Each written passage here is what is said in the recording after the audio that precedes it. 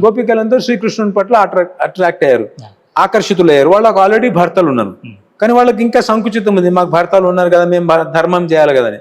ఇంకా వాళ్ళని స్టార్టింగ్ నుంచి ట్రైన్ చేసుకుంటూ పోతున్నాడు. వాళ్ళు యమున దగ్గరికి పోతే వాళ్ళ కుండబల కొట్టడము, బుగ్గకి వెళ్ళడము, అంటే వాళ్లకు తన వైపు ఆకర్షణ చేసుకుంటున్నాడు.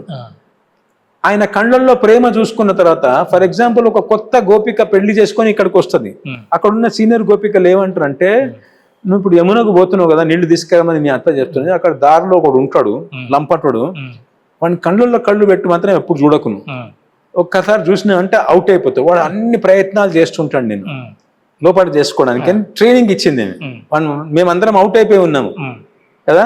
ఆమె పోతుంటుంది, ఏ ప్యారియా అని పిలుస్తాడు, ఏ ప్రియా అని పిలుస్తాడు, ఇంకేమో మాట్లాడతాడు. ఒక్కసారి అతను మాట్లాడబాను కదా, నువ్వు అంటే నాకు చాలా ఇష్టము, నిన్ను చూసినప్పటి నుంచి నీ మీదే నా మనసు పడ్డది, ఏందేందో అంటుంటాడు. ఆయన కానీ ఏం చేసినా కానీ ఆమె చూడదు, ఎందుకంటే అక్కడ ఇన్స్ట్రక్షన్ దొరికిపోయింది కదా, వాడిని లంపట్టు చేతిలో పడకపోయింది.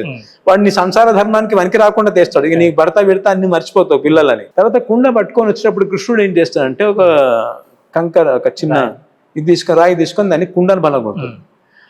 ఆల్రెడీ ఊరికే మాట్లాడి ఆ మధురమైన కంఠం విని అవన్నీ విన్నాక మనసు విచలితం అవుతున్నది.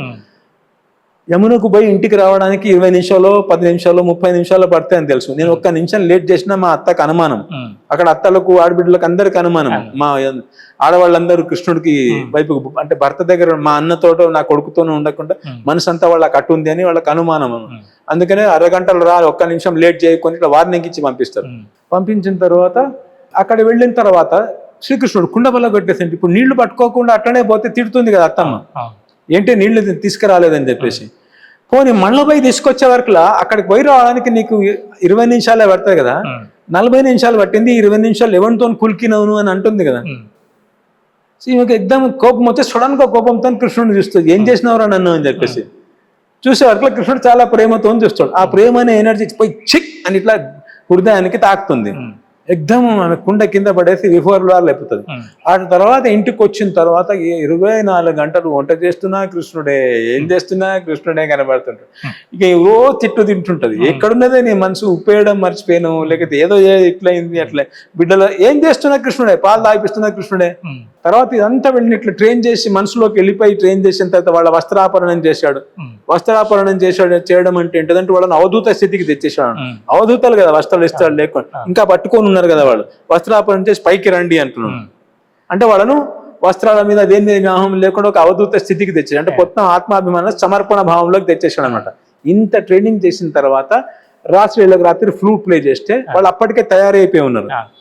ఇంకా బిడ్డకు పాలిస్తుంది, బిడ్డను వదిలిపెట్టి ఉరికింది, స్నానం చేసి మంగళసూత్రం వేసుకుంటున్న ఆమె దాన్ని వదిలిపెట్టి ఉరికింది, భర్త పక్కనే ఉంటే భర్త పండుకుండా అక్కడి నుంచి ఉరికిపోయి, ఎవరు ఏం చేస్తున్నారు అది వదిలిపెట్టేసి పారిపోయింది అనమాట. పోయి రాసక్రీడ చేస్తుంటే వాళ్ళందరికీ ఒక రకమైన గర్వం వచ్చింది, శ్రీకృష్ణుడు మమ్మల్ని ప్రేమిస్తున్నాడు అని. అంటే శ్రీకృష్ణుడి కృప వల్ల మేము పొందినాం అనుకోవట్లే, మా బ్యూటీని చూసి నా లోపల ఏదో గుణాలను చూసి శ్రీకృష్ణుడు మా పట్ల ఆకర్షితుడైండు అనే గర్వం రాగానే శ్రీకృష్ణుడు అంతర్ధానం అయిపోయాడు.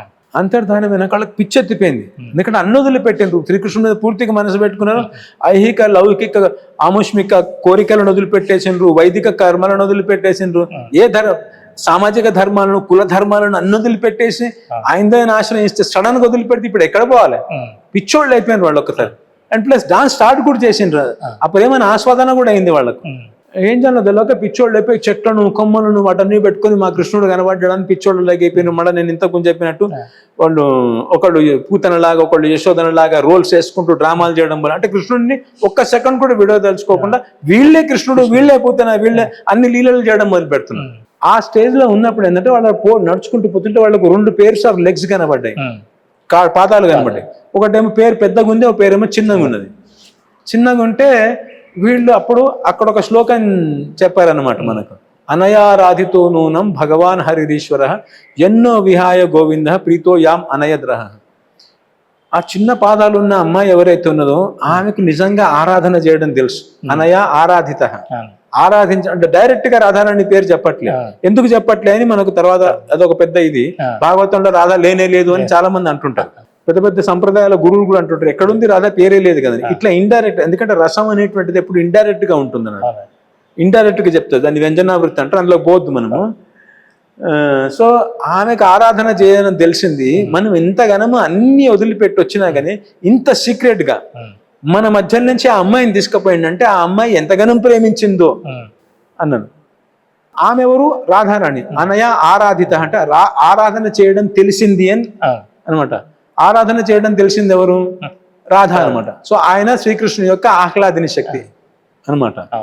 సో ఆమెకు తెలుసు కదా. కానీ అక్కడ ఆమె ఏం చేసిందంటే వీళ్లకు ఈ గోపికలకు కృష్ణుని ప్రేమ దొరకాలి కదా, సాంగత్యం దొరకాలి కదా, మళ్ళీ రాసక్రీడ జరగాలి కదా. అందుకోసం ఆమె ఏం చేసిందంటే వీళ్ళలాగానే గర్వం వచ్చినట్టు యాక్ట్ చేసింది.